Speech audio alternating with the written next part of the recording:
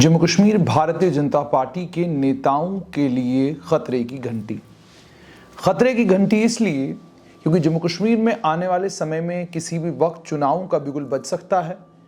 चुनाव दिसंबर के महीने में होने की बात भी हो रही थी, अब मार्च अप्रैल की बात भी हो रही है, और अगर दिल्ली की माने तो शायद चुनाव 2024 के बाद हो। ये सारी अटकलें लग रही हैं। इन अटकलों के बीच में जम्मू कश्मीर भारतीय जनता पार्टी के लिए खतरे की घंटी। खतरे की घंटी है गुजरात के चुनाव। अब आप कहेंगे गुजरात के चुनावों के साथ मैंने जम्मू कश्मीर भारतीय जनता पार्टी को कैसे जोड़ दिया। गुजरात के चुनाव में भारतीय जनता पार्टी ने 38 सिटिंग एमएलएओं के टिकट काटे। 107 प्रत्याशियों के नाम घोषित किए केंद्रीय मंत्री भूपेंद्र यादव ने, और इन 160 में 38 वो लोग हैं जो पिछली बार चुनाव जीते थे, एमएलए थे। और सिर्फ इतना ही नहीं, इसमें पूर्व मुख्यमंत्री विनय रूपाणी का नाम भी है, उसके अलावा पूर्व उप मुख्यमंत्री नितिन पटेल का नाम भी है, पूर्व मंत्री आरसी फाल्दू का नाम भी है, उसके अलावा वरिष्ठ नेता प्रदीप सिंह जाडेजा का नाम भी है, और उसके अलावा भूपिंदर सिंह चुदासमा इनका नाम भी है। ये सारे वो लोग हैं जिन लोगों को भारतीय जनता पार्टी ने गुजरात के चुनाव के लिए, जो दिसंबर में चुनाव होने जा रहे हैं, उनके लिए टिकट नहीं दिया है। यानी इशारा साफ इस ओर है कि जब आप एंटी इनकम्बेंसी का मुकाबला करने जा रहे हो और कई बार आपकी सरकार चुन के आई हो और एक बार आप दोबारा से चुनाव जीतने की कोशिश कर रहे हो, तो आप उन चेहरों को रिपीट नहीं करेंगे जिनसे लोग नाराज हैं। इसका क्या मतलब है? इसका मतलब यह है कि जो अलग अलग खानों में जम्मू कश्मीर में बात होती है और बार बार बात की जाती है कि आने वाले कल में जब जम्मू कश्मीर में चुनाव होंगे तो चुनाव में कई वो चेहरे जो 2014 की जम्मू कश्मीर की लेजिस्लेटिव असेंबली के हिस्सा थे, शायद वो जम्मू कश्मीर की असेंबली में अब दिखाई नहीं देंगे। शायद उन्हें मैंडेट नहीं मिलेगा, शायद उन्हें चुनाव लड़ने का मौका भी नहीं मिलेगा। यानी साफ तौर पर आपका परफॉर्मेंस कैसा रहा है, आपकी लोगों के बीच में छवि कैसी है, और जब आप चुनाव में उतरेंगे आपके नाम को पार्टी के मैंडेट में देखकर लोग किस तरीके से रिएक्ट करेंगे, इन तमाम चीजों के ऊपर भारतीय जनता पार्टी के केंद्र के नेतृत्व की नजर है। मतलब ये कि वो तमाम लोग जिनके नामों के साथ अलग अलग तरह की कंट्रोवर्सीज जुड़ी हुई हैं, वो तमाम लोग जिनको लेकर अलग अलग तरह की बातें आम जनमानस के बीच में हैं, जिनकी शिकायतें नई दिल्ली पहुंची हैं, जिनकी शिकायतें संघ के कार्यालय में भी पहुंची हैं, और आज स्वयंसेवक संघ के लोग जो बड़े करीब से भारतीय जनता पार्टी को देखते हैं, वो हस्तक्षेप करते हो या न करते हो, लेकिन बीजेपी में क्या होता है इस पर लगातार संघ की नजर भी रहती है। जो विचार इन तमाम नेताओं को लेकर इन सभी लोगों का है, और उसके बाद जब ये विचार दिल्ली चला जाता है, दिल्ली में भी इसका एनालिसिस होता है, उसके बाद जाकर तय होता है कि किसे पार्टी का मैंडेट मिलेगा, किसे पार्टी का मैंडेट नहीं मिलेगा। क्षेत्र से वहां पर जो क्षेत्रीय नेतृत्व है पार्टी का, उस नेतृत्व से भी पूछा जाता है कि उसका इनपुट भी लिया जाता है। जिस जगह से चुनाव लड़ना है प्रत्याशी ने, उस जगह के लोगों का और पार्टी के कार्यकर्ताओं का, पार्टी में जो अलग अलग पदों पर लोग बैठे हुए हैं, उन तमाम लोगों का जो इनपुट होता है, उस इनपुट की भी कदर जो है वो भारतीय जनता पार्टी में है, ऐसा पार्टी के सीनियर नेताओं का कहना है। इसका मतलब ये, इस समय जम्मू कश्मीर में जिन्हें लग रहा है कि आने वाले कल के चुनाव में हम मुख्यमंत्री के पद के दावेदार हो सकते हैं, हम उप मुख्यमंत्री के पद के दावेदार हो सकते हैं, उन्हें पहले इस बात की फिक्र करनी है कि उन्हें आने वाले चुनाव में क्या भारतीय जनता पार्टी मैंडेट दे भी रही है या मैंडेट नहीं दे रही है।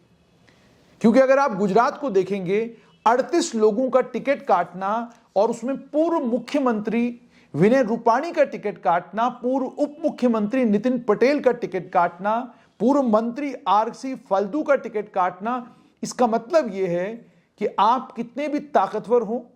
आपके साथ पार्टी के कितने भी नेता या कितने भी एमएलए हो, कार्यकर्ता आपको लेकर क्या कहते हैं, यह बहुत ज्यादा मैटर करेगा। आपकी छवि कैसी है, इस पर पार्टी की नजर रहेगी। आम जनमानस के बीच में आप कितना हैं, इसका संज्ञान पार्टी लेती रहेगी। आपका आम जनता के साथ संपर्क कितना ज्यादा है, पार्टी इस चीज का निरीक्षण करती रहेगी। आप लोगों के बीच में कैसे जाने और पहचाने जाते हैं, पार्टी इस पर जोर देगी। साफ तौर पर ये सारी बातें सामने आ रही हैं। यानी आप कितना भी मनूवरिंग कर लें,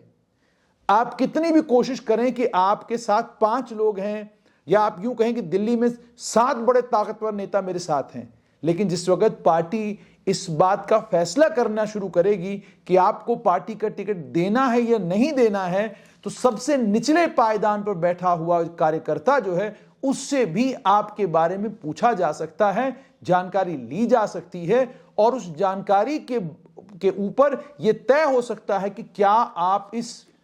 क्षेत्र से आने वाले चुनाव में चुनाव लड़ेंगे कि नहीं चुनाव लड़ेंगे।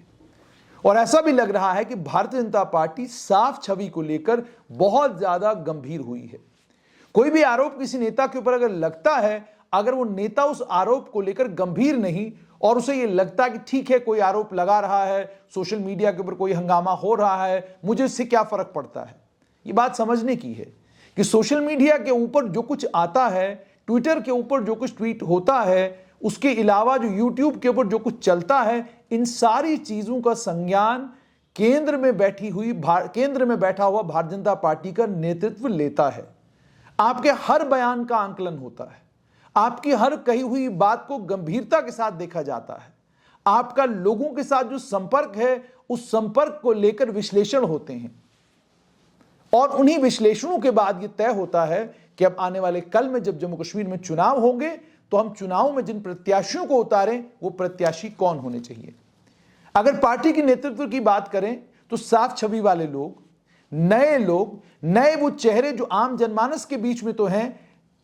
आम जनमानस के साथ जिनका संपर्क बहुत ज्यादा है, उन तमाम लोगों के ऊपर पार्टी के नेतृत्व की नजर है। उन तमाम लोगों के ऊपर उन सभी लोगों की नजर है जो भारतीय जनता पार्टी में ये तय करते हैं कि कौन चुनाव लड़ेगा, कौन चुनाव नहीं लड़ेगा, किसको चुनाव में उतारा जाएगा, किसको चुनाव में नहीं उतारा जाएगा। छोटी सी छोटी बात, किसी मामूली सा एक झगड़ा जो एक किसी नेता को या पार्टी के किसी ताकतवर लीडर को एक बुरे छवि में लोगों के सामने पेश करता हो, वो उसके आने वाले कल के लिए खतरनाक हो सकता है। और वैसे ही आप जानते हैं भारतीय जनता पार्टी में तो, जम्मू कश्मीर भाजपा में तो इस समय मौसम है कि कोई भी दल ऐसा बचा नहीं जिस दल से कोई आदमी उठकर बीजेपी में ना आया हो। और उसके बाद एक और चीज जो भारतीय जनता पार्टी के अंदर देखने को मिल रही है, अलग अलग दलों से जो लोग बीजेपी में आए हैं, वो इस समय केंद्र का जो भारतीय जनता पार्टी का नेतृत्व है, उसके बहुत करीब होते जा रहे हैं। और जो पार्टी के अंदर सालों से काम कर रहे हैं कार्यकर्ता, वो कार्यकर्ता साफ तौर पर नजर आ रहे हैं कि वो आहिस्ता आहिस्ता दूसरे, तीसरे और चौथे पायदान पर जाते नजर आ रहे हैं। इसका कारण क्या है? ये भारतीय जनता पार्टी के नेतृत्व को सोचना है और इन नेताओं को सोचना है। लेकिन फिलहाल ये कि भारतीय जनता पार्टी ने गुजरात के असेंबली चुनाव में 38 एमएलएओं का टिकट काट कर यह साफ कर दिया है कि आप कितने भी बड़े नेता हों, अगर आप आम जनमानस के बीच में, आम जनता के बीच में, अपने वोटर के पास, अपने मतदाता के पास नहीं है, और अगर आपका मतदाता आपको लेकर पॉजिटिव नहीं है, तो आप मैंडेट के बारे में सोच भी नहीं सकते हैं।